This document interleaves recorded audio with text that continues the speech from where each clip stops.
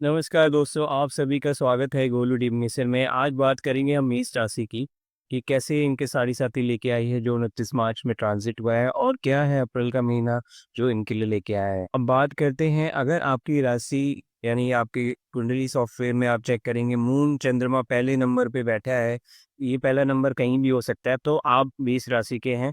अब बात करते हैं प्लानिटरी पोजीशंस की इस महीने। उससे पहले आप हमारे चैनल को सब्सक्राइब करें और इस वीडियो को लाइक करें और डाउनलोड करें हमारे गोलू कृपा ऐप, क्योंकि यहाँ पर मैं अवेलेबल रहता हूँ 24/7 और आपके क्वेश्चंस को आंसर करता हूँ जो भी सवाल आपके लिए है। और फ्री कैलकुलेटर्स आपको वहाँ पे मिलेंगे न्यूमरोलॉजी एंड एस्ट्रोलॉजी के। देखिए, प्लानिटरी पोजीशंस अगर चेक करेंगे तो आपके 12वें भाव में शनि, बुध, शुक्र और सूर्य और राहु की युति हो रखी है।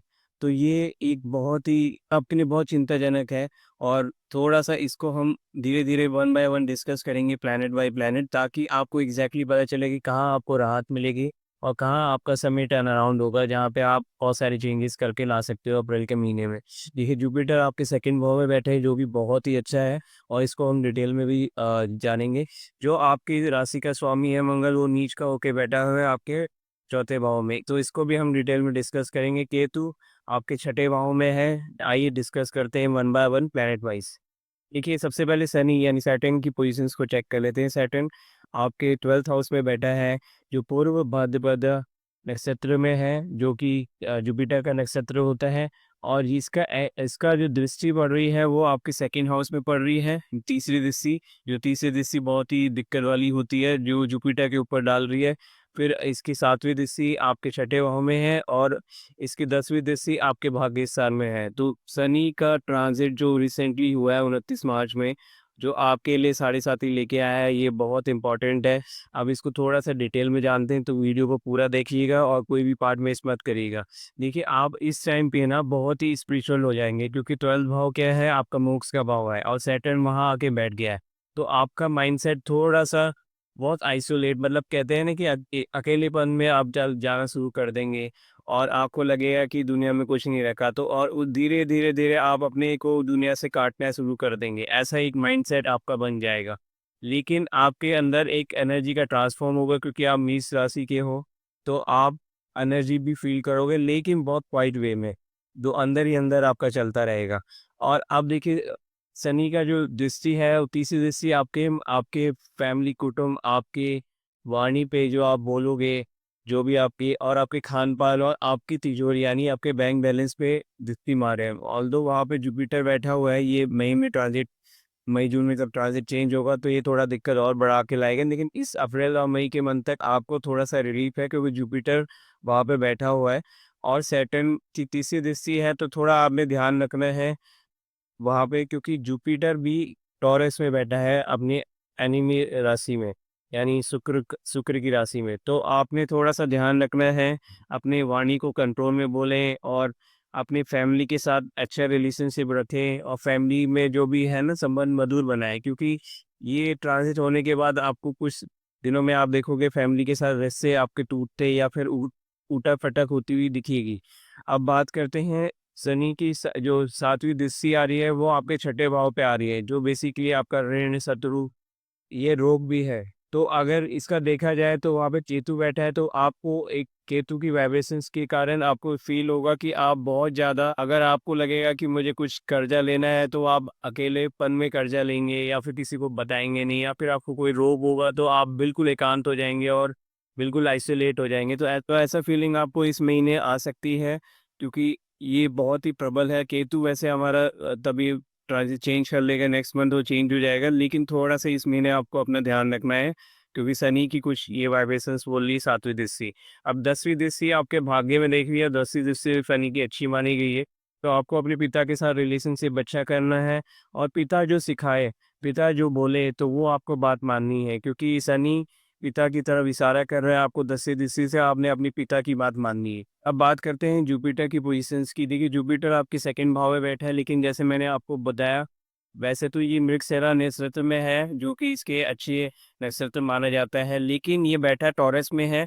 टॉरस यानी इसके अगेंस्ट राशि है, एनिमी राशि है, तो वो थोड़ा-सा सही नहीं है। वैसे Jupiter next month location change करेगा, तो थोड़ी-सी वाइब्रेशंस चेंज होगी। अब बात करते हैं, जुपिटर की भी दृष्टि आपके केतु पे पड़ रही है, तो आप इस महीने थोड़ा-सा बहुत ही स्वीट और बहुत ही ज़्यादा जो कहते हैं ना मधुर वाणी में बात करना सीखें, क्योंकि आपकी वाणी से आपको कष्ट आ सकते हैं, क्योंकि वाणी से ही आपकी वाणी, आपका परिवार ही आपको बचा सकते हैं, क्योंकि जुपिटर की जिससे छठे भाव और आठवें भाव में पड़ रही है, जो आपको प्रबल रूप से बचा सकता है। और यही चीज़ है जो ट्रेट आपने अपनाना है इस महीने।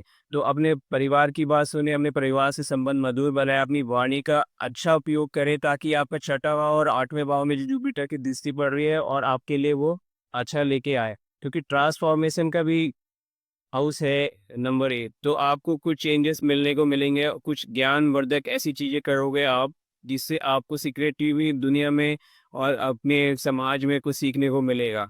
अब देखिए 10वीं 9वीं दृष्टि जुपिटर की पड़ रही है आपके 10वें भाव में, जो कि बहुत ही अच्छा है, आपको राइज़ मिलेगा करियर में। लेकिन जुपिटर अपनी जो भी 10वीं दृष्टि डाल रहा है, उससे आपको स्लो एंड स्टेडी प्रोग्रेस मिलेगी। आपको इमीडिएट ऐसा कोई सक्सेस नहीं मिलेगा कि रातों-रात आप अमीर बनेंगे, क्योंकि साढ़े 7 ही आपकी स्टार्ट हो गई है। केयरफुली आपको चलना है। तो ये महीना ओवरऑल करियर वाइज़ तो ठीक है, लेकिन थोड़ा-सा आपने अपने रोग का ध्यान रखना है, अपने ट्रांसफॉर्मेशन का ध्यान रखना है और अपनी वाणी का ध्यान रखना है। अब बात करते हैं ओवरऑल सारे प्लैनेट का फोरकास्ट कि क्या-क्या लेके आए हैं प्लैनेटरी एस्पेक्ट आपके लिए इस महीने। देखिए, मरकरी 7 अप्रैल को अपनी वक्र गति से डायरेक्ट हो गए हैं, तो शेयर मार्केट का हाल आपने देख ही लिया था 7 तारीख को, कितना बड़ा चेंजेस आए थे, क्योंकि प्लैनेटरी जब पोज़ीशंस चेंज होती हैं तो बहुत बड़ा फ्लक्चुएशंस आता है शेयर मार्केट और फाइनेंशियल मार्केट में। अब देखिए 13 तारीख को शुक्र अपनी वक्र गति करके डायरेक्ट हो जाएँगे और शुक्र आपके ऊँच होके बैठे हुए हैं, लेकिन बैठे आपके 12वें भाव में हैं और आपके स्वामी हैं आपके सेकंड भाव के और आपके आपके पार्टनरशिप भाव पे। तो देखिए वीनस की पोजीशन तो आपके लिए अच्छी है इस महीने और आप ओवरऑल फेवरेबल हैं, लेकिन मरकरी आपका नीच के होके बैठा हुआ है, जो कि आपके लिए आगे में थोड़ी-सी विपत्तियाँ शुरू करेगा, क्योंकि मरकरी आपका देखोगे तो आपके भाग्य का स्वामी है और आपके तीसरे का आपके हार्ड हार्ड वर्क और एफर्ट्स का स्वामी है।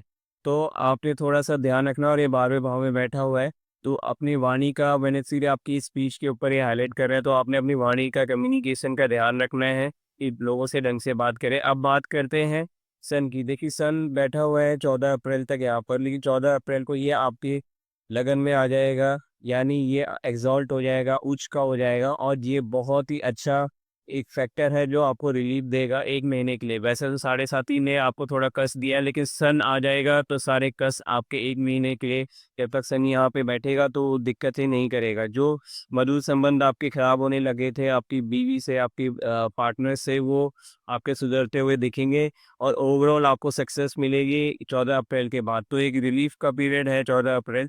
तो ये आपने ध्यान रखना है। जुपिटर का पोजीशंस मैंने आपको बता दिए। अब बात करते हैं मंगल की। मंगल नीच होके बैठा है, जो आपके लगन का स्वामी है और 8वें भाव का स्वामी है। तो आपने थोड़ा-सा ध्यान रखना है।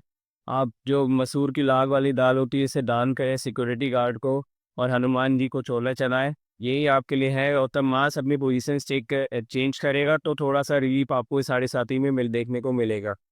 अब बात करते हैं कि क्या आप इस महीने करें। देखिए, आपने बात आपकी वाणी 2 सेकंड भाव से बहुत सारी चीज़ें पर प्लैनेट्स रिलेट कर रहे हैं, तो आपने बहुत ही पोलाइटली और बहुत ही विनम्र होके लोगों से बात करनी है और कोशिश करें कि सबको गाइड करें, क्योंकि जुपिटर आपका वहाँ पे बैठा हुआ है, तो आपने मृगशिरा और नक्षत्र में, तो आपने ध्यान रखना है कि लोगों को हील करें, काउंसलिंग करें और फोकस करना है अपने लॉन्ग टर्म गोल्स में, लॉन्ग टर्म ग्रोथ में। आप इमीडिएटली कुछ नहीं कमाएँगे। आप शेयर मार्केट से तो 1-2 महीने दूर रहें, क्योंकि ये फ़ेज़ आपके लिए सही नहीं है।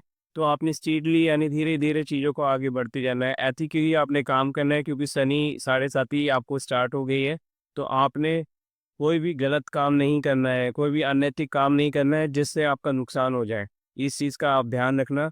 धीरे-धीरे आपको अपनी ग्रोथ में थोड़े से चेंजेस देखने को मिलेंगे इस साढ़े साती के आने से। और ध्यान रखें, जो जुपिटर का फ़ोकस है आपके छठे और 8वें और 10वें भाव में, तो वो आपको एजुकेट करने आया है, वो आपको सिखाने आया है। तो आपने इस ट्रेड को यूज़ करना है और अच्छे से इस महीने को जो भी वाइब्रेशंस आ रही हैं उसे पॉजिटिवली यूज़ करना है।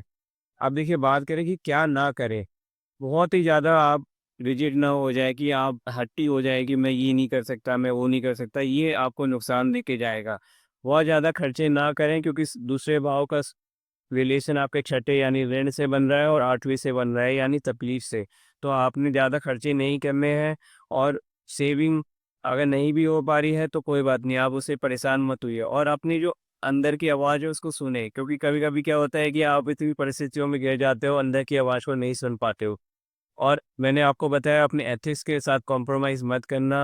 आपके करियर की ओर देख रहे हैं जुपिटर और तो ओवरऑल सैटर्न आपके आ गए हैं साढ़े साथी में, तो आपने नैतिक वाला काम करना है और किसी को धोखा नहीं देना है।